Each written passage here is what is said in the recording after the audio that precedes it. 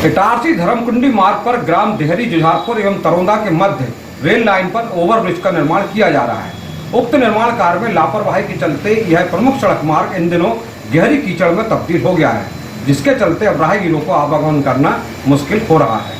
शासन प्रशासन व सरकारों के द्वारा जब कोई बड़ा विकास कार्य किया जाता है तो कुछ हद तक लोगों को परेशानी भी उठाना पड़ता है, लेकिन यही परेशानी जब ज्यादा हो जाती है और स्थायी हो जाती है तो लोग सिस्टम पर नाराज होने लगते हैं और पीड़ा व्यक्त करने लगते हैं, क्योंकि अत्यधिक परेशानी झेल पाना लोगों के लिए मुश्किल होता है। ऐसी ही परेशानी इन दिनों नजर आ रही है ग्राम जुझारपुर के पास सड़क पर, जहाँ लोगों को कीचड़ से सनी हुई सड़क में से निकलना पड़ रहा है। वह क्यों, तो हम आपको बताएं कि इटारसी धर्मकुंडी मार्ग जो आगे चलकर हरदा खंडवा इंदौर राजमार्ग में तब्दील हो जाता है। इस मार्ग पर शहर इटारसी के नजदीक ग्राम देहरी जुझारपुर एवं तरोंदा के मध्य यहाँ से जो रेल लाइन निकली है इटारसी नागपुर रेल लाइन, इस रेल लाइन पर रेलवे के द्वारा ओवरब्रिज का निर्माण किया जा रहा है, जिसका कार्य प्रारंभ हुए करीब 1 वर्ष होने को है। पिछली बारिश के बाद ब्रिज का निर्माण प्रारंभ हो गया था। अभी तक करीब 25% काम लगभग हुआ है, जिसके तहत देहरी जुझारपुर के बीच करीब 300 मीटर के दायरे में बड़े बड़े पिल्लर खड़े हो गए हैं और इन पिल्लरों के निर्माण के दौरान सड़क की जो खुदाई की गई थी उसे फिर से पक्का नहीं किया गया है। अतः अब बारिश में यह खुदी हुई सड़क गीली कीचड़ में तब्दील हो गई है और बड़े बड़े गड्ढे भी हैं, यानी कि जो गीली कीचड़ है उसमें से कोई निकलता है तो मोटरसाइकिल के आधे चक्के उसमें डूब जाते हैं और जब यह कीचड़ टाइट हो जाती है तो उसमें से निकलना भी मुश्किल हो जाता है। सीधे बताएं तो वर्तमान में यह रास्ता ट्रैक्टर, ट्रक और बड़े वाहनों का है। यहाँ से आम आदमी का, विशेषकर 2 पहिया और 3 पहिया वाहनों का निकलना अब मुश्किल हो रहा है और इस परेशानी को लेकर क्षेत्र के ग्रामीण जन बताते हैं, जिनमें सरपंच प्रतिनिधि भी शामिल है, 2 अन्य युवा हैं। ये अपनी पीड़ा को कुछ इस तरह व्यक्त करते हैं। सर कुछ नहीं, लापरवाही सर, शासन लापरवाही कर रही है और उसको देखना चाहिए सर। क्या हम तो बोल के थक गए सर। रेल विभाग के द्वारा बारिश से पहले कोई आश्वासन दिया था जब निर्माण कार्य शुरू हो रहा था? बत्रा जी ने दिया था, बत्रा जी ने ठेकेदार है, उन लोगों ने दिया था कि बोले हम बरसात से पहले करवा देंगे तुम्हारी, पर अभी तक नहीं। और नाली का भी कर देंगे निकासी, बोले पानी निकालेंगे सब। अब ऐसे तो हमारा गाँव डूब में जाएगा, पानी नहीं निकलेगा तो। डूब अभी सर गिर जा रहा है, अभी तो आदमी गिर रहा है, मैं खुद गिर रहा हूँ, लेडीज वगैरह गिर जा रही बेचारी, चलते नहीं बन रहा। आप स्कूल के बच्चे जाते पूरे परेशान रहते, टीचर लोग जाते हैं, गाड़ी मंदिर पर खड़ी करके जाते हैं, यहाँ से पैदल जाते सब लोग यहाँ से बहुत करते हुए और मतलब काम करने के नाम ही नहीं दे रहा। बस कहते कि हम कर देंगे, बस हमारा जो हो जाए वो कर देंगे, इसके बाद एक कर देंगे, कुछ नहीं आश्वासन देख चले जाते बस।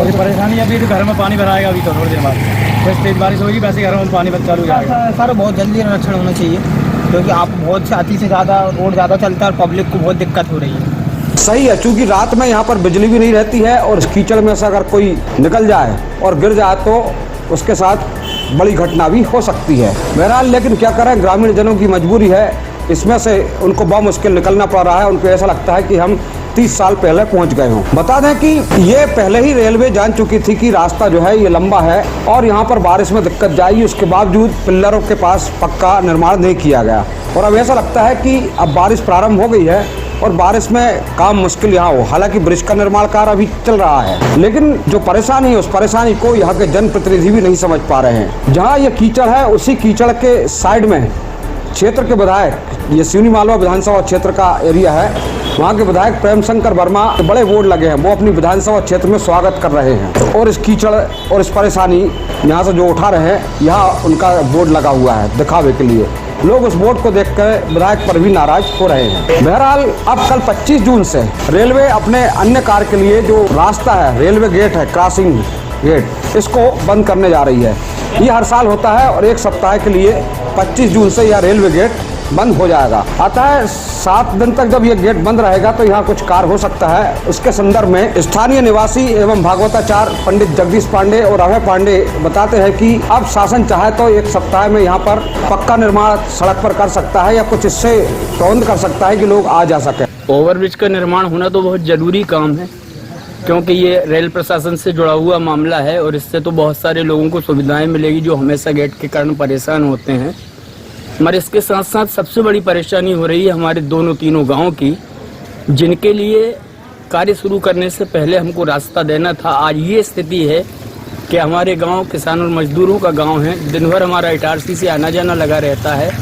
इतनी बुरी परिस्थितियों में हम लोग जी रहे हैं कि घर से अच्छे कपड़े पहनकर निकलते हैं हमारे घर से बाहर निकलते ही हमारे कपड़ों की स्थिति बदल जाती है। छोटे छोटे बच्चे, बेटियां जो स्कूल कॉलेज जाते हैं, काम पर जाते हैं, घर से बाहर निकलते ही उनको ढेर सारी मुसीबतों का सामना करना पड़ता है। बड़े बड़े गड्ढे हैं जिनमें गाड़ियां गिर रही है, पटका रही है, ट्रैफिक इतना अधिक है कि घर से निकलना भी बड़ा मुश्किल हो रहा है।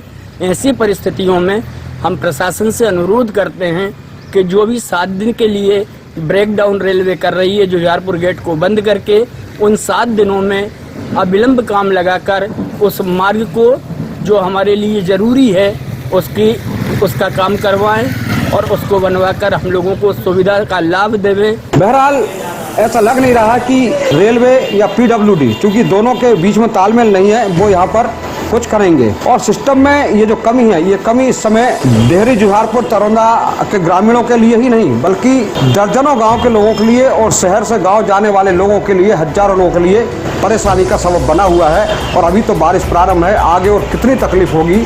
एक प्रकार से वो आपको डेहरी जुझारपुर जाना है तो आपको तरोंदा होते हुए जाना पड़ेगा, और जमानी वगैरह भी जाना है तो आपको अब वैकल्पिक मार्ग की तलाश करनी पड़ेगी। जुझारपुर के इस मार्ग से अब मोटरसाइकिल से, ऑटो से निकलना मुश्किल होगा।